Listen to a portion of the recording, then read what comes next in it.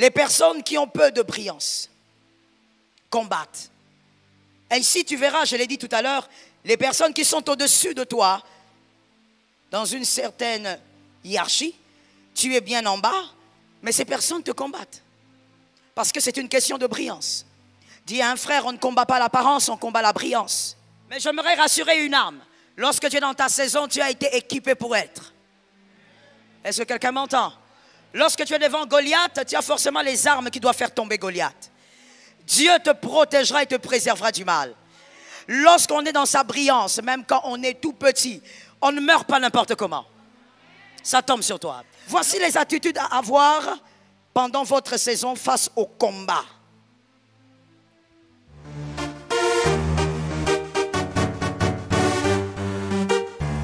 Shalom bien-aimé dans le Seigneur Jésus-Christ. Aujourd'hui la servante de Dieu Joël Gloria Cabassel, pasteur principal de l'église Assemblée évangélique Nouvelle Alliance de Kinshasa, parle de deux attitudes à avoir dans notre saison de bénédiction face au combat. Le combat spirituel étant lui-même un combat, il est également régi par une règle qui, lorsqu'elle est considérée, te donne la victoire et l'échec lorsqu'elle est soit ignorée, soit négligée. Dieu dans son intelligence connaissait nos faiblesses contre l'ennemi. Il nous a réservé une armure invincible du parfait combattant afin de pouvoir vaincre notre adversaire. Par ce don gratuit qui a été fait à la croix, tous ceux qui viennent à lui, sont réconciliés avec lui, et peuvent revêtir cette armure et marcher dans la victoire. Pour celui qui l'a accepté et qui a mis en Dieu une pleine confiance, le Saint-Esprit est le guide par excellence qui nous démontrera l'utilité des différentes armes. Tous les combats qui existent, toutes disciplines confondues, fonctionnent avec des règles qui les régissent. Lorsqu'elles sont tenues en compte, elles garantissent la victoire, et l'échec lorsqu'elles sont ignorées. Voici deux attitudes à avoir lorsqu'on vous combat dans votre saison de bénédiction. Abonnez-vous, aimez et partagez afin d'apporter l'évangile de Jésus-Christ aux nations car il y aura plus de joie dans le ciel pour un seul pécheur qui se repent. Que la bénédiction de Dieu soit votre partage dans le nom puissant de Jésus-Christ. Amen. La grâce est capable de se reconnaître. Même si elle est lointaine, on reconnaît que de ce côté, il y a une grâce exceptionnelle.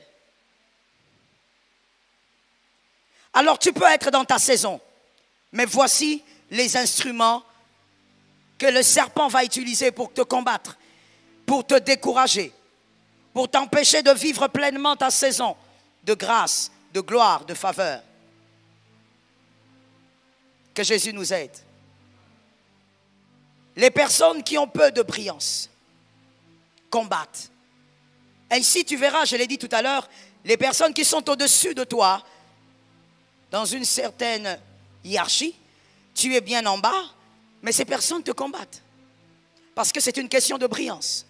Dis à un frère, on ne combat pas l'apparence, on combat la brillance. Mais j'aimerais rassurer une âme. Lorsque tu es dans ta saison, tu as été équipé pour être. Est-ce que quelqu'un m'entend?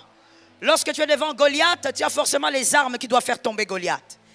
Dieu te protégera et te préservera du mal. Lorsqu'on est dans sa brillance, même quand on est tout petit, on ne meurt pas n'importe comment. Ça tombe sur toi. Lorsqu'on est dans sa brillance, on ne perd pas certaines choses n'importe comment. La mort ne peut pas vous emporter n'importe comment. Le feu de la destruction ne vous emportera pas. Ça dépend de la manière dont vous avez été équipé pour être dans votre saison. Dis à un frère, je ne mourrai pas parce que c'est ma saison. Vous savez pourquoi Shadrach, Meshach et Abednego n'ont pas brûlé? Il y a eu plusieurs raisons, on peut en sortir même 30 si on veut enseigner dessus. Shadrach, Meshach et Abednego, mais moi je vous ressors seulement ces éléments que vous devez retenir pour la vie. Et en sortant d'ici, vous devez le répéter à vos enfants. Shadrach, Meshach et Abednego n'ont pas brûlé dans ce feu. Parce qu'il fallait d'abord vérifier qui est celui qui a allumé le feu. Qui est celui qui a allumé le feu? La main de celui qui a allumé le feu détermine si tu brûleras ou pas. Si celui qui a allumé le feu, ce n'est pas Elohim, tu ne brûles pas. Ça tombe sur celui qui est là derrière, il y a la foi. Si ce n'est pas Eloha qui a allumé le feu, tu ne brûleras pas. Si c'est un homme, un féticheur, un sorcier, un occultiste, un maudisseur, garanti tu vivras. Je choque quelqu'un en disant, si ce sont les occultes qui allument ton feu, ils ont prolongé ta vie. Je comprends ton choc, mais je te réchoque. Ils ont donné un temps additionnel à ta vie. Est-ce que quelqu'un m'entend? Si ce combat, est-ce que seulement je parle à quelqu'un? Si ce combat-là vient des hommes méchants, vous voyez dans les instruments du serpent, il y a même les, entre guillemets, on va dire chrétiens, pas enfants de Dieu. Parce qu'un enfant de Dieu ne peut pas combattre un autre. Mais un chrétien, c'est un nom, c'est un système. Il peut arriver que quelqu'un porte le nom chrétien, mais n'a pas le caractère du chrétien. Et donc, dans les instruments du serpent, il y a les chrétiens, mais il y a aussi les païens. Mais je dis ceci, les prenons tous ensemble. Si l'un d'entre eux est sorcier, si l'un d'entre eux est occulte, si l'un d'entre eux est magicien, ce qu'il fait, il est en train de créer un temps additionnel dans ta vie. Est-ce que quelqu'un m'entend? Même si Dieu voulait que tu meurs à 60 ans, il va ajouter même 10 ans de plus. Ça tombe sur toi, tu as la foi. Pourquoi? Parce que Dieu doit les démontrer que malgré leur gris-gris, c'est lui qui tient la vie. Donne-moi un amen. C'est lui qui tient la vie, il doit les démontrer. Est-ce que quelqu'un m'entend bien?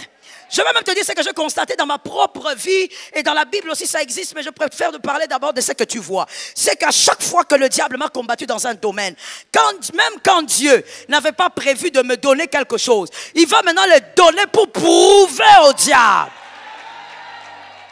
Pour prouver pas aux hommes, mais au diable. Que la vie et la mort dépendent de Dieu. Que le ciel est libéré par l'ordre de Dieu. Il est écrit, l'homme ne reçoit que ce que le ciel a libéré. Je déclare que le ciel libère ta grâce. Que le ciel libère ce qui te revient. Assieds-toi, je te parle. Lorsqu'on te combat, le feu ne va pas te consumer. Parce que d'abord, Shadrach, regarde, qui a allumé le feu? C'est un occulte, toi tu as un Dieu.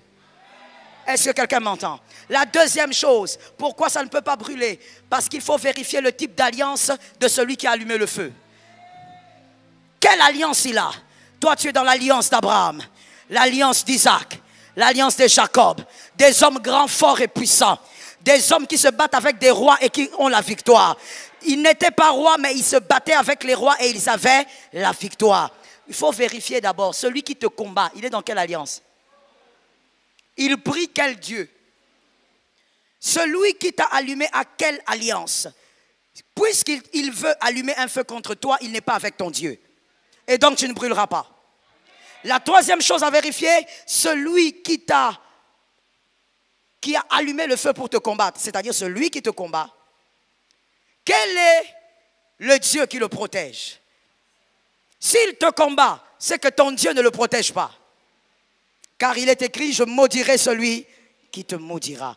Si toi tu es avec Dieu dans ta saison, celui qui te maudit a combattu ton Dieu. Et donc, il sera renversé. Voici les attitudes à avoir pendant votre saison face au combat.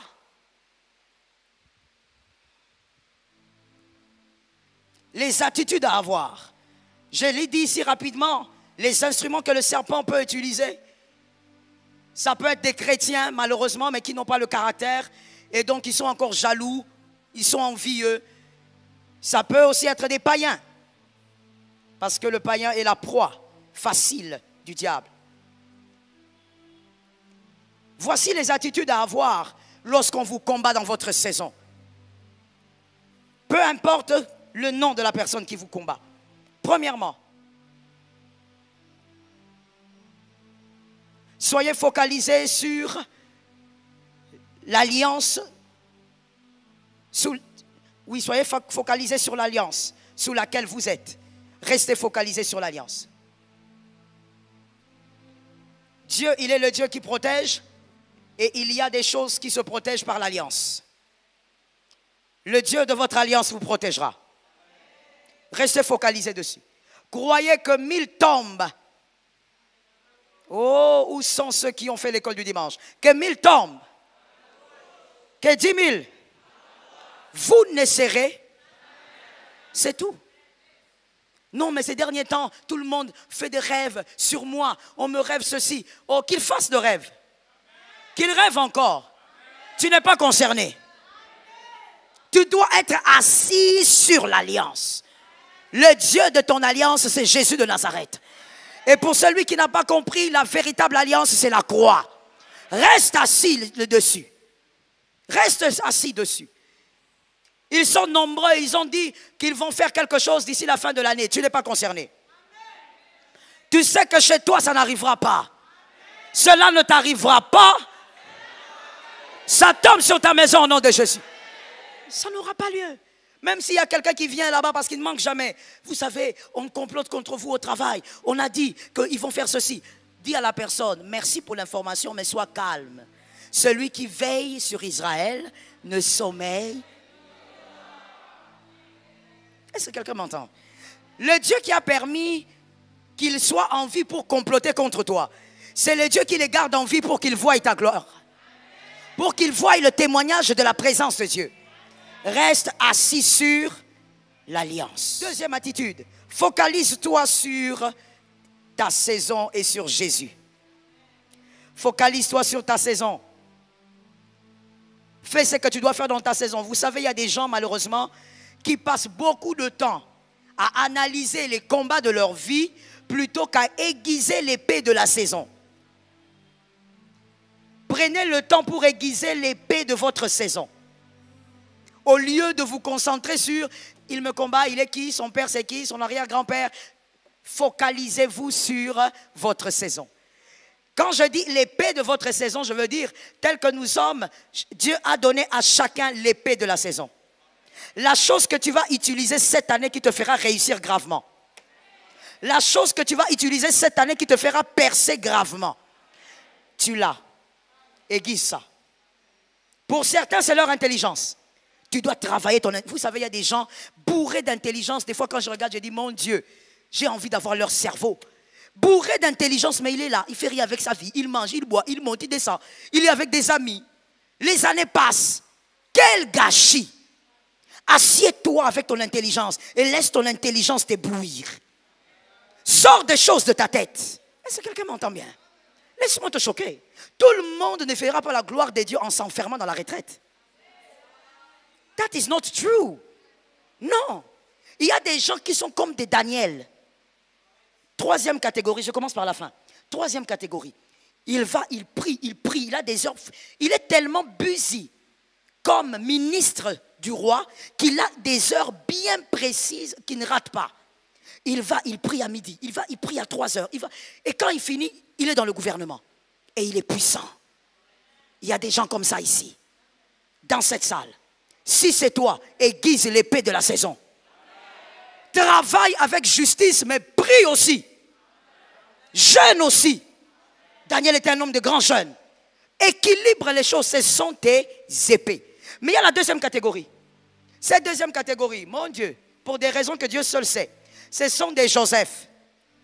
C'est-à-dire, tu vas d'abord passer du temps avec Dieu pendant longtemps avant que Dieu te lance. Alors, ton épée de la saison, c'est quoi? La prière. Ne joue pas avec. Ne suis pas le voisin. Regarde le voisin, dis-lui voisin. Oh mon Dieu, dis voisin. Je t'aime, mais je ne te suivrai pas. Ne suis pas. Toi, tu es un homme, hein, le type de réalité qu'il y a dans ta vie. Dieu t'a retiré que tu es par la prière que tu vas vaincre certaines réalités. Maintenant, toi, tu suis celui-là qui, lui, il a son arrière-grand-père qui a prié pour lui fatiguer. Tu es en train de le suivre. On convoque la prière, tu fouilles aussi comme lui. Mon frère, tu vas pleurer dans ta saison. Il y a la première catégorie. Cette première catégorie, Dieu vous a mis à des endroits où vous n'avez pas le temps de faire 4-5 jours de retraite. Mais seulement là où vous êtes, vous avez une vie en prière. Est-ce que quelqu'un m'entend bien? Tu as une vie. Peut-être que tu es un médecin et tu travailles beaucoup dans l'hôpital, là où tu travailles, tu es tout le temps là-bas. Tu n'as pas le temps de faire 4 jours de retraite. Mais tu as une vie en prière. Pendant que tu fais l'opération, tu parles en langue. Est-ce que quelqu'un m'entend? Que chacun aiguise son épée.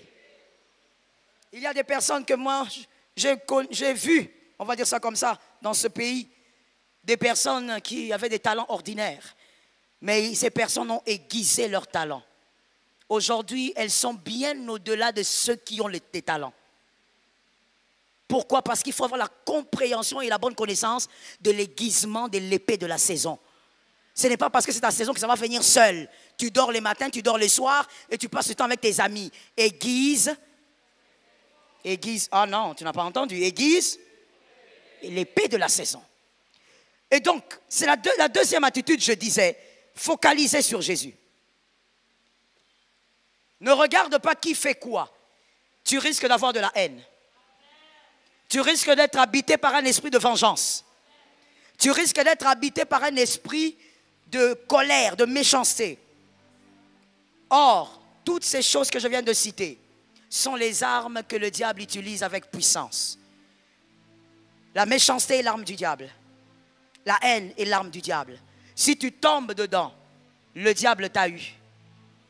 Il ne t'a pas peut-être touché physiquement par le combat, mais il t'a eu par un autre moyen. Voilà pourquoi on dit qu'il est rusé.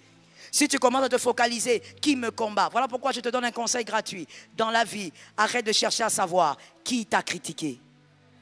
Arrête ça, tu es trop grand pour ça. Arrête ça. Il y a des fois dans la vie, il faut vraiment regarder son âge et avancer. Toi jusqu'aujourd'hui, oh, c'est elle qui m'a dit. Toi, on te dit toujours, tu es à la maternelle. Quand celui qui ouvre sa bouche pour te dire, dis-lui, ferme un peu la bouche, frère. Le problème, c'est que toi, tu n'as pas le courage de dire.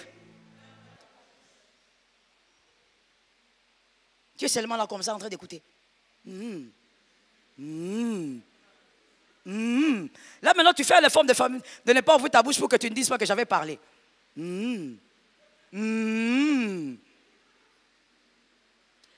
Lorsque ton voisin vient te raconter des choses, c'est parce qu'il sait que tu es une terre favorable.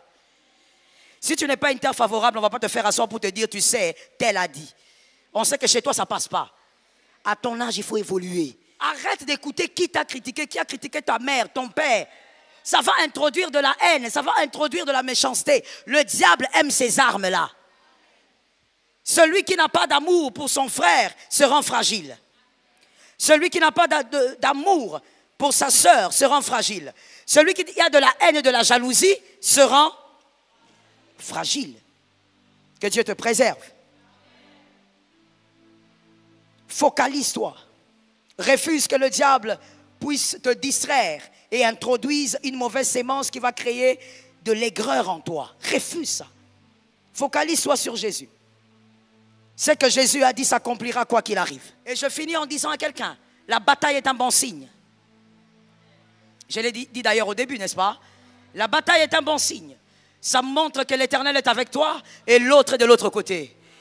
La bataille est un bon signe. Ça montre que ce que Dieu a dit est en train d'évoluer correctement. Est-ce que quelqu'un m'entend bien?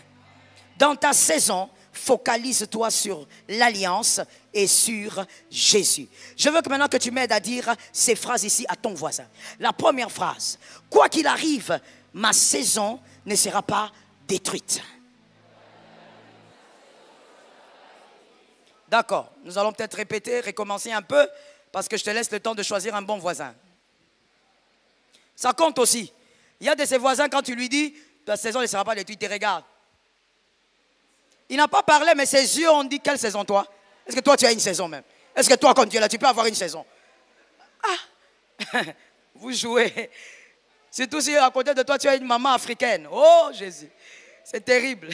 Ça veut dire que nos mamans africaines, elles sont extraordinaires. Je les aime. La belle Afrique. Tu vas dire à ta maman, maman, est-ce que... Maman, tu avais dit que je prenne cette fleur? Parce que toi, tu avais entendu que je t'avais dit qu'il faut que tu prennes les lézards qui est derrière la parcelle. Maman, la question, c'est moi, c'était pour la fleur. Mais elle va te raconter tout. Incroyable. Dis à ton voisin, cette saison, dis-lui, cette saison, elle ne sera pas détruite. C'est ma saison. Dis à un deuxième, au nom de Jésus-Christ, et par la force du Saint-Esprit, celui qui m'a choisi n'a pas commis d'erreur. Je ne serai pas remplacé. Troisième phrase et dernière, localise un grand homme de foi, une femme de foi. Dis à la troisième personne, au nom de Jésus, en cette saison, j'engendrerai des choses miraculeuses. J'engendrerai l'insaisissable par le nom de Jésus. Et rien Et rien ne pourra me nuire. Au nom de Jésus. Amen. Alléluia.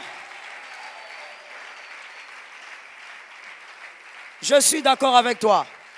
Lève ta main droite de là où tu es. Saint-Esprit, nous avons quelques minutes de déclaration prophétique que Jésus t'exauce. Je te donne un conseil, c'est aussi une stratégie. En tant que pasteur, je pourrais bien te le donner, ça va t'aider. Lorsque tu entends la parole de Dieu, entends la parole de Dieu avec les oreilles de l'esprit et sois aussi, à chaque fois que tu entends une parole qui est tienne, prie pour ça. Pendant qu'on prêche. Par exemple, si on dit, on ne te détruira pas, tu commences à déclarer, au nom de Jésus, on ne me détruira pas. Je crois que moi et mes enfants, pendant qu'on prêche, toi tu pries. Ce sont des choses puissantes qui vous sécurisent. Est-ce qu'on peut lever la main droite avec humilité? Nous avons 3 déclarations à libérer avec foi et on va prophétiser dessus. Au nom de Jésus-Christ, malgré les combats dans ma saison, je ne serai pas renversé. Au nom de Jésus-Christ, malgré le combat dans ma saison, je ne vivrai pas dans le péché. Je déclare, je resterai debout jusqu'à célébrer Jésus. Prophétise. Répétons ceci. Au nom de Jésus-Christ, par l'autorité du Saint-Esprit, la haine ne va pas me gagner. La haine ne va pas me gagner. La vengeance non plus. La méchanceté non plus. Je ne suis pas un instrument du diable. Le diable ne trouvera pas de place pour placer sa sémence. Au nom de Jésus-Christ, prophétise. Pense à tes enfants quand tu prophétises. Shalom bien-aimés dans le Seigneur Jésus-Christ. J'espère que vous avez aimé cette vidéo. Abonnez-vous et partagez pour porter l'évangile de Jésus-Christ aux nations, car il y aura plus de joie dans le ciel pour un seul pécheur qui se repent. Merci de faire partie de notre famille Wonderful Jésus-Christ.